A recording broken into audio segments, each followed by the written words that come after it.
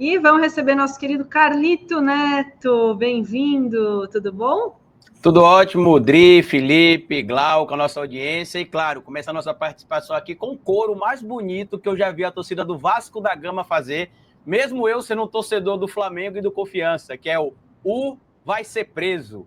Mandando um recado aí pro Bolsonaro em Brasília. Eu sou vascaíno, né? Você sabe, né, Carlito? Que eu sou vascaíno.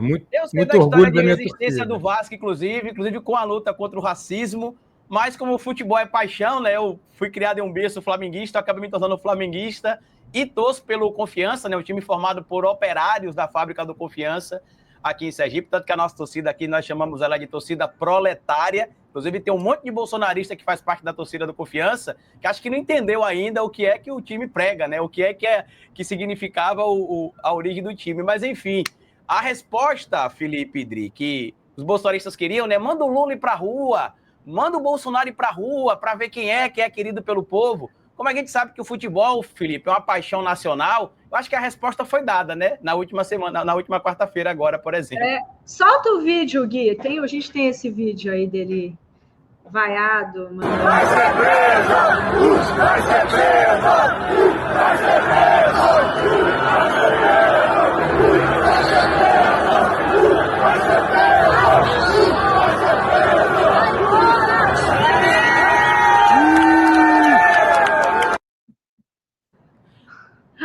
Tá aí, ele e o Flávio, né? Vai ficar chorando até quando? Vamos encarar isso como homem. Correu por quê, né, Felipe? Não era assim que ele falava? Correu por quê? Por que não ficou para enfrentar como homem? Ia ficar de mimimi, chorando até quando? Pois é. Olha só, quero agradecer ao Jailson Alencar, que presenteou a comunidade com 5 assinaturas da TV Fórum. Muito obrigada, Joilson. Bora lá, então, aproveitar esse presente do Joilson. Muito obrigada, esse apoio. E a gente tem mais um depoimento, que eu também quero já deixar a minha solidariedade para a Cal, que diz que na família dela morreram 5 pessoas com a crise da Covid. O Estado deveria denunciar esse verme. Pois a gente está recebendo, Carlito, hoje vários relatos de pessoas que perderam parentes, perderam queridos, familiares na pandemia. E agora, porque a gente estava falando que agora ele está fazendo de tudo para, né, voltar a ser elegível, e tentando mudar a lei da ficha limpa para anular a sua condenação e tentar se candidatar. Diga. Deixa eu fazer uma explicação rápida sobre isso, Drica. Eu estou vendo muita gente preocupada e com medo em relação à mudança da lei da ficha limpa. Inclusive, o Sérgio Moro está calado, o Dedê está calado, o Moro, inclusive, veio a público recentemente para poder, de certo modo não, para defender os golpistas do 8 de janeiro. A gente precisa lembrar que o André do Rap, Felipe, foi solto graças a uma alteração na lei defendida pelo Moro, que mesmo ele supostamente discordando das alterações, ele ficou calado, a lei foi aprovada e o André do Rap foi solto porque o processo dele ficou parado por mais de 90 dias e ele acabou sendo solto, saindo pela porta da frente. Na época, inclusive, Dri, muita gente criticou o ministro Marco Aurélio Mello e apesar de eu não concordar com as posições dele, ele cumpriu a lei. A lei dizia que se o processo tivesse parado, que o indivíduo naquela situação fosse o André do Rap, teria de ser solto. E a lei tem que ser igual para todo mundo. Então, só para o público que não sabe aqui, tá? O André do Rap foi solto por causa do Moro e do Bolsonaro. O que o ministro Marco Aurélio fez foi cumprir a lei. Porque a alteração no artigo do Código Penal, se não me falha a memória, que era do tal pacote anticrime, Felipe, que permitiu que o André do Rap fosse solto, foi o projeto ali defendido pelo Moro. Essa alteração, eu não posso ser justo, não foi defendida por ele, mas ele não fez força nenhuma para que isso não passasse.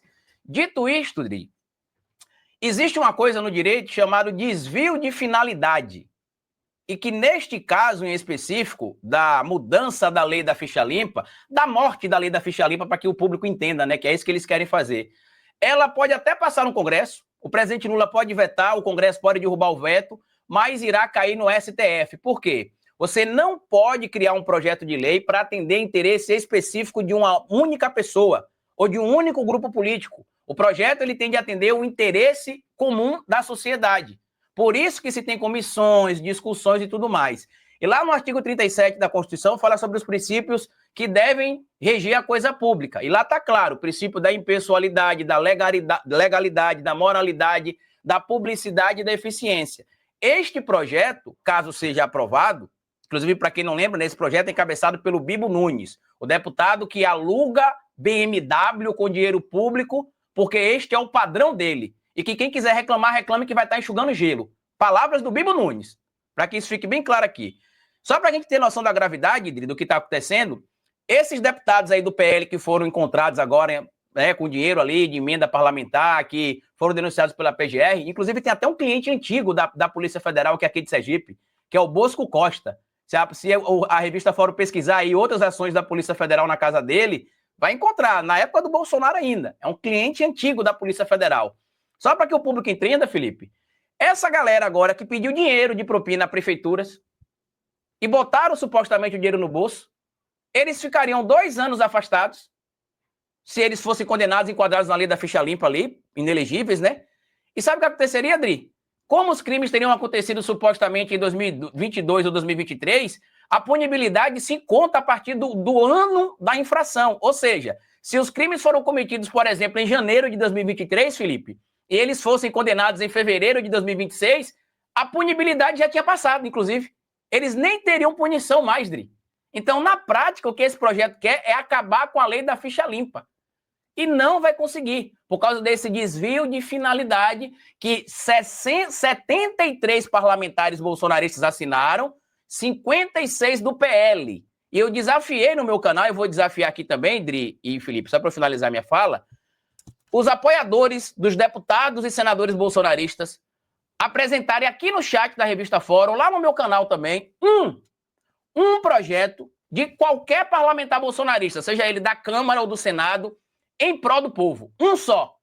Eles não têm um projeto apresentado no Congresso Nacional para melhorar nada para a vida do povo. Todos são falando em anistia ou perdoar o Bolsonaro. Tá aqui o desafio. Comente aqui um projeto, feito por eles para beneficiar o povo. Não tem. Tá sem som, Dri.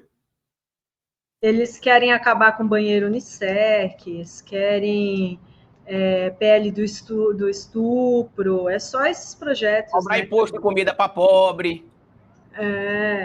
Não tem tem aqui um comentário da Paula Beiro dizendo que perdi um dos meus melhores amigos de Covid e na casa dele foram mais a mãe e a irmã. Olha aí, né? Mais um relato. Mais um relato. Paula. Eu também perdi meu avô e um dos meus melhores amigos também para a Covid. Inclusive, meu melhor amigo faleceu 1 semana antes de tomar a primeira dose da vacina.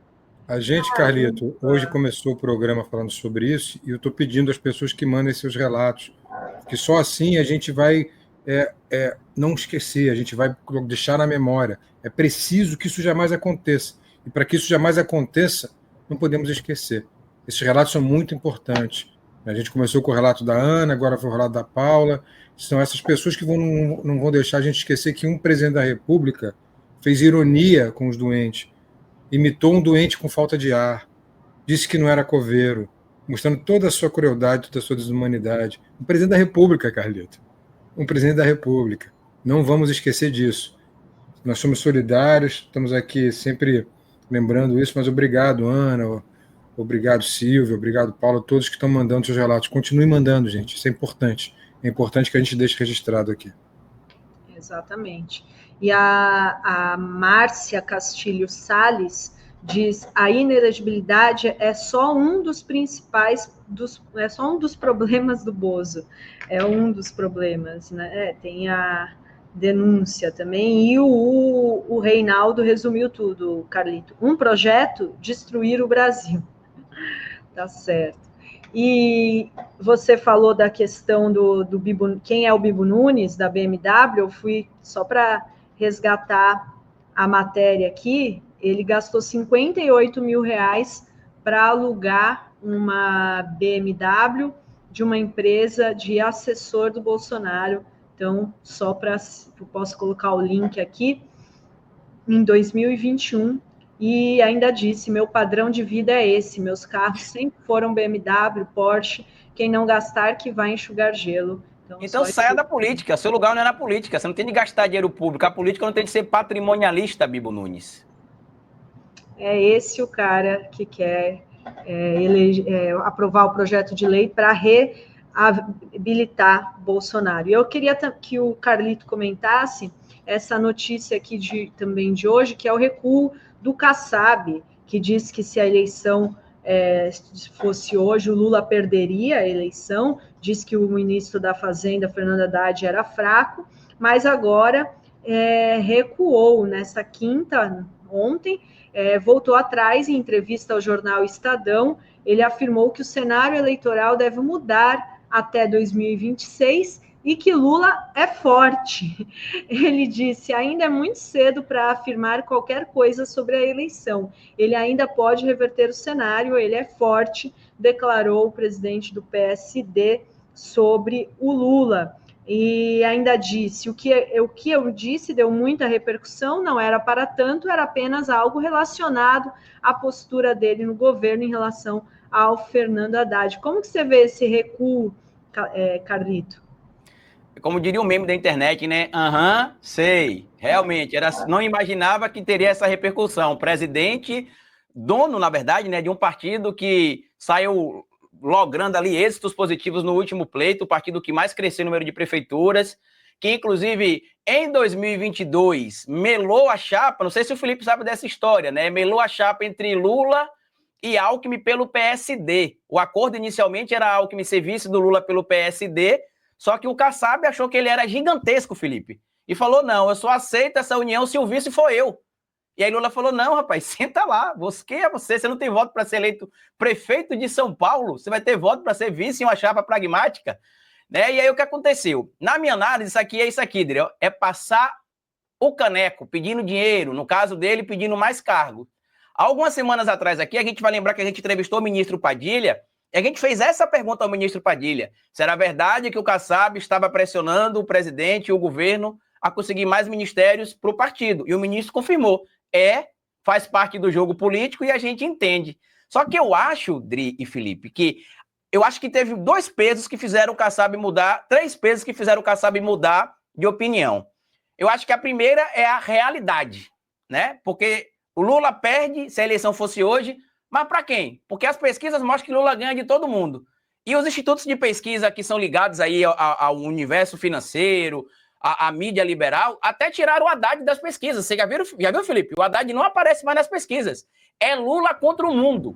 É Lula contra Massal, é Lula contra Gustavo Lima, é Lula contra Caiado, contra Flávio, contra Eduardo. O clã Bolsonaro está todo na pesquisa. Mas da esquerda, que eles colocam lá, em tese, só tem o Lula. Não tem o Haddad, não tem mais ninguém. É só o Lula que aparece ali contra todo mundo e Lula derrota todo mundo. Primeiro fator. Segundo, o Lula é um dinossauro da política. Ele pensou que o Lula ia morder a isca dele, responder com grosseria, ser rude. O Lula falou: o companheiro Kassab é o grande companheiro. Vamos dialogar. Acabou, não tem briga. E aí vem no último sábado uma entrevista que, para mim, foi avassaladora, que foi a entrevista que o Omar Aziz deu ao vivo na Globo News, e que ele falou que o Kassab precisa lembrar que ele fundou o partido com o Kassab, ele foi o primeiro governador de estado do PSD, que o Kassab não fundou o partido sozinho, que o PSD não vai fazer nada para atrapalhar o presidente Lula, que a anistia não vai passar no Senado Federal, que o Haddad é um excelente ministro, e ainda meteu o seguinte no final, Felipe Dri, e que não é alguém que não tem voto para ser eleito que vai dizer se o Lula é forte ou fraco, se o Haddad é forte ou fraco. Ou seja, o recado pegou forte na minha análise ali. E aí você viu o Kassab, né? O pessoal até tem memes na internet aí com ele, fazendo alusão à semelhança que ele teria supostamente com o Kiko do Chaves, né? O pessoal bota um chapeuzinho ali e meio que, quando ele não tem o que ele quer, ele vai chorar para a mamãe. E aí, quando ele tem o que ele quer, ele volta atrás. O Kassab, Felipe, não sei se você concorda, eu quero até fazer essa interação com você. Para mim, é o típico exemplo do político dono de partido que percebeu que ele não tem potencial, mas que o partido que ele comanda tem. Então, é melhor eu nem tentar concorrer a nada porque eu não tenho carisma, mas que o meu partido tenha e eu lucre em cima disso. E quando eu falo lucro, é lucrar mesmo, com indicação em secretaria, com indicação em ministério, com indicação para algumas câmaras, por exemplo. E eu acho que é isso que está deixando ele meio preocupado, Dri. E aí ele recuou. Por quê? Porque ele percebeu que o discurso dele pegou mal até dentro do partido. Ninguém internamente ali, pelo menos não coerente, falou, não, o Kassab tá certo. Teve um vídeo do Cajuru também, que vocês vão lembrar, né? Que o Cajuru falou que sabe que ele gosta de dinheiro, que ele queria dinheiro. E até para esquentar uma polêmica, não sei se o Felipe sabe, o Cajuru, eu acho que é um dos maiores denunciantes do Marconi Perillo que a gente tem.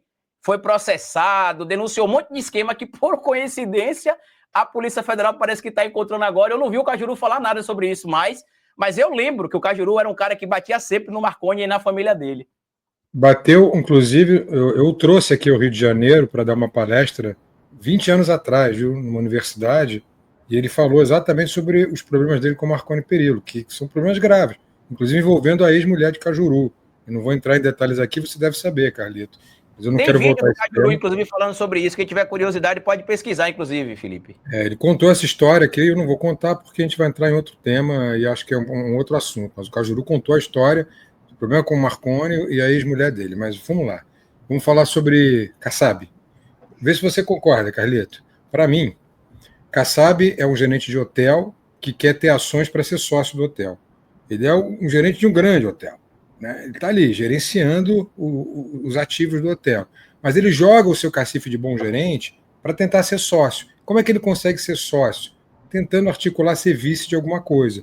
O Renato cantou essa pedra ontem. O objetivo dele é ser vice a governador de São Paulo. Vice do Tarcísio, portanto. Então não interessa para ele que o Tarcísio seja candidato a presidente, mas sim que seja candidato a governador para que ele seja o candidato a vice. E aí, se na eleição seguinte Tarcísio seja candidato a governador e ele assuma o governo do estado. Foi o que ele fez quando assumiu a prefeitura de São Paulo. Ele não foi eleito na primeira vez, né? Ele era vice e aí assumiu a prefeitura. Ele quer herdar de novo. Ele é o gerente do hotel que consegue as ações fazendo isso, né? Se colocando no lugar do dono. Quando o dono tem que sair, ele se coloca no lugar do dono e o dono dá a ele algumas ações e ele vira o dono durante algum tempo. Depois ele sai, porque o público do hotel não quer que ele fique. Porque a piscina começa a vazar, a sauna está dando defeito, os quartos começam a ter infiltração, né? A cama fica desarrumada, e aí os hóspedes falam, não, esse gerente a gente não quer. Aí expulsam o gerente, aí ele vai para outro hotel. Aí vai para outro hotel e faz o mesmo esquema, porque ele é muito bom fazendo isso, como administrador, mas como dono, ele deixa a desejar. Esse é o gerente de hotel Gilberto Kassab, que só consegue virar dono quando o dono viaja. Perfeito, Felipe. Carlito, queria te agradecer muitíssimo pela participação aqui hoje. A gente já está aqui com a Maria Carlota. Já vai, Carlito. Fica um pouco mais, mais uma. Vou explicar o que está acontecendo aqui, com a novidade para o grande público. O público ainda não sabe, a gente vai falar aqui em primeira mão. Eu sou coordenador de comunicação do Rede aqui na minha cidade, eu sou filiado ao Rede de Sustentabilidade. A gente está organizando para assumir também, após a convenção, né? A gente vai concorrer, evidentemente, e assumir a estadual também. E aí agora, muita coisa que eu reclamava aqui da comunicação, Felipe, do governo, inclusive, eu vou poder colocar em prática dentro do partido e se ficar ruim, a culpa é minha. Não é de outra pessoa, não. Bota para quebrar. Vai virar vidraça, companheiro. Vou virar vidraça. Eu vou ser o Sidônio Palmeira do partido agora. Se for bom, ruim, a culpa é minha. Vai ser o Sidônio da rede em Aracaju. Muito bom. Exatamente. Sidônio Neto. Sidônio Neto. Exatamente, Sidônio Neto. Grande abraço, gente. Até mais. Forte abraço, Carlito. Muito bom estar contigo, irmão. Até a próxima.